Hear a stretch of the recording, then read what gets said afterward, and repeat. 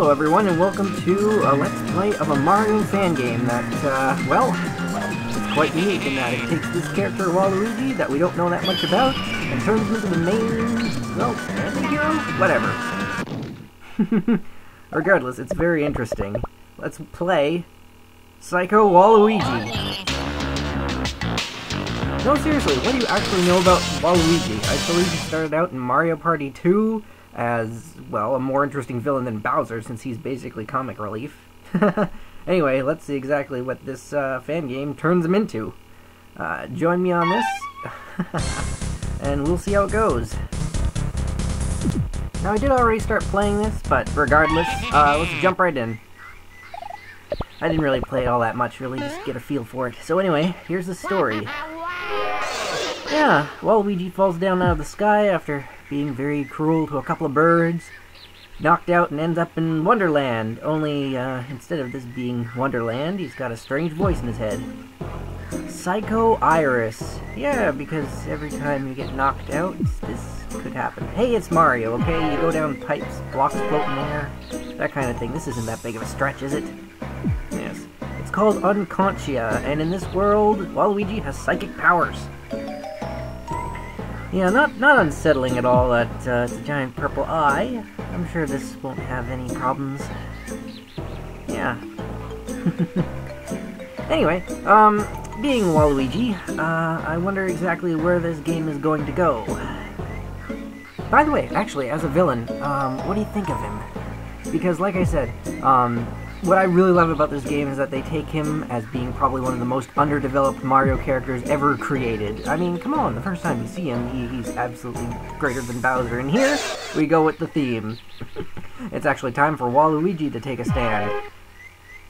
Of course you want to tear apart the world and put your image everywhere. This is great. I mean, when it comes to Mario games, I mean, I've always said I've been a Mario fan, but what does that really mean? I really like, I guess, the mythology in it in particular.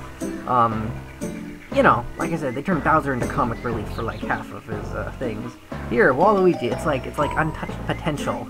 And speaking of that, let's see exactly how the controls work in this little game. Yes, it's quite simple actually, and that's what I really like about it. You move around with the arrow keys, you know, jump with, shift, and yeah, up and down controls that little purpley thing. As he says here, you can grab any item at all and throw them back. Now the funny thing is, when I first saw this game played, I thought, you know what, this seems like they took Mario, you know, as a concept, and they kind of mixed it with Kirby a bit. But, well, here, I'll show you how the control thing works. We'll just put on a little Goomba-like guy. Well, see, yeah, you can still jump on them. And then throw it. It's not really like Kirby, it's honestly like a new gameplay mechanic. You'll see a bit later on that you can actually use, like, abilities and things, too, so that's why I was kind of comparing it to that. But it's kind of like Mario with a little twist, you know? But the bigger twist is that it's Waluigi, and that's what I absolutely love about fan-made games, is that they take the time and the effort to actually put this whole culture into it. Now, you see, the graphics and things are kind of like Wario Land, I guess. When I was playing Mario games, I never really got into those. So that's where I assume these things come from. When you're trying to make something original and yet, you know, still technically its own game, you kind of borrow things from the other sources you can. So, yeah, I mean, what was that a moment ago? A Goomba fish, right? But that's really what Mario games do. I mean, look at all the new ones, eh? All the new Goombas do things. Oh, and here we go, where they explain, why I really thought it was kind of Kirby-like. You see, now you can actually use other people's abilities. It doesn't get a lot more Kirby than, you know, grabbing enemies, throwing them back, using abilities. I mean, Waluigi can't fly. I mean, that'd be ridiculous, wouldn't it? But, think about it for a moment. Now, by the way, I've actually played this stage. This is probably my 4th time playing it, so, you know, the fact that I haven't taken any damage yet is probably the fact that I've gotten used to where all the enemies are by now. The first time I played this, you see those little squids down below? Yeah, the ones, yeah, take these fucking squids. Seriously though, they killed me like 4 times the first time I went through this. I know it's weird, huh? How does the squid get electrified by those things? Well, whatever.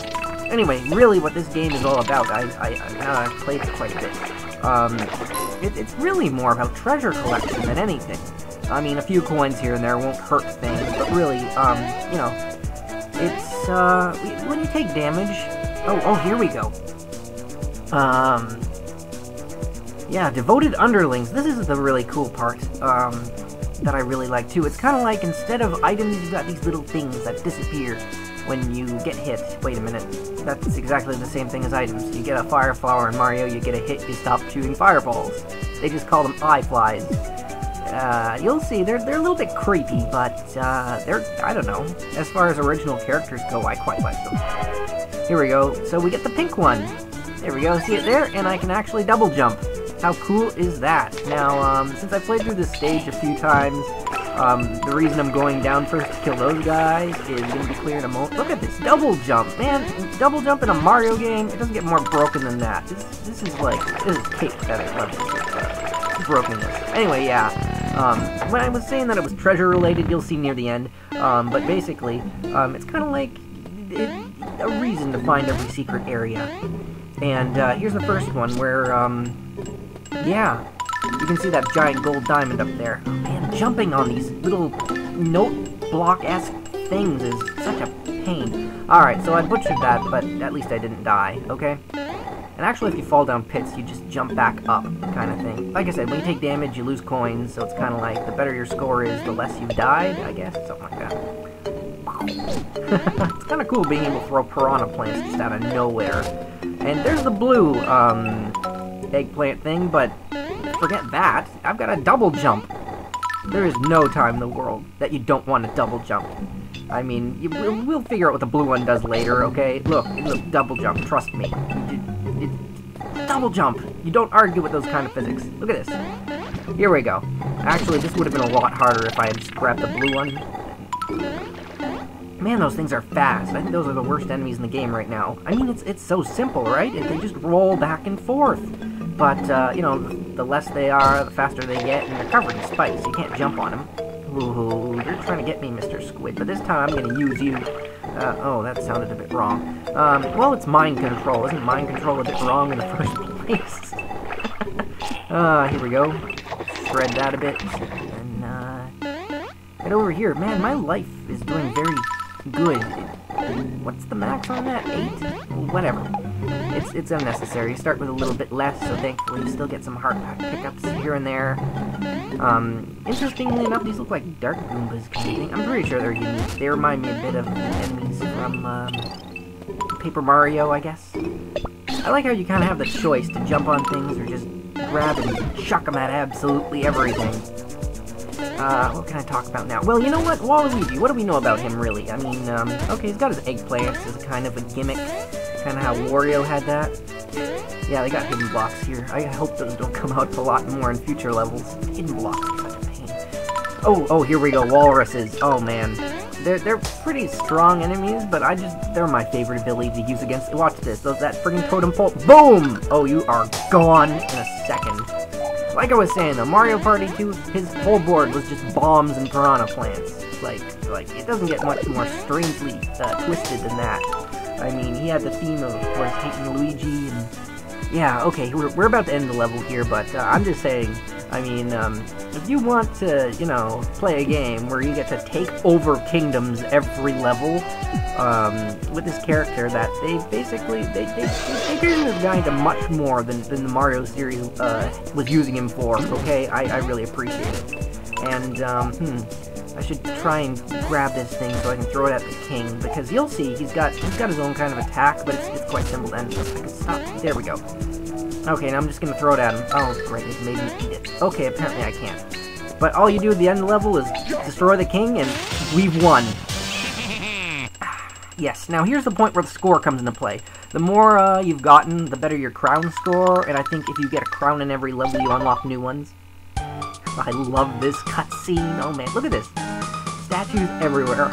It's beautiful. Feels a bit like Cave Story. Here we go. Yes, that's right. Fix my blimp, former king. I don't know who she is, but I'm sure it's going to end up a bit bad for me. Anyway, if you guys want to keep watching, this is going to be a lot of fun. See you next time. And there's even a world map. Man, this game is gonna be sweet. See you all later. This is Whip, signing out.